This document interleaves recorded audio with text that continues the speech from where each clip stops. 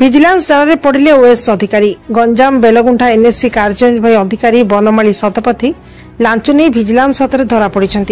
25,000 टंका लांच नेबा बेले माड़ी बसला विजिलेंस। जड़े कर्मचारी रिलीज ऑर्डर एवं एरियर कराइदेवा लांच नेउथिले। धरा पड़िबा परे ओएस अधिकारी 3टी स्थान में रेड आरंभ होईछि।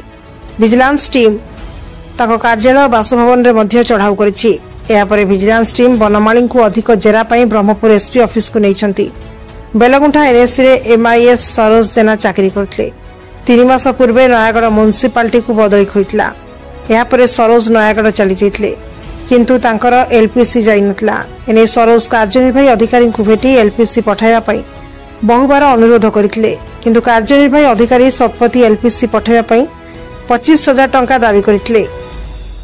फल सरोज ब्रह्मपुर विजिलेंस टीम सहयोग लोड़ी। सकाळ प्राय 9टा समय पूर्व योजना प्रकार सरोज कार्यनिर्वाही अधिकारी लंकु केमिकल बोला टंका ऑफिस छकरे देइतले। ऑफिस छकरे पूर्व छपी रहितबा विजिलेंस टीम बनमाली को काबू करनेथिला।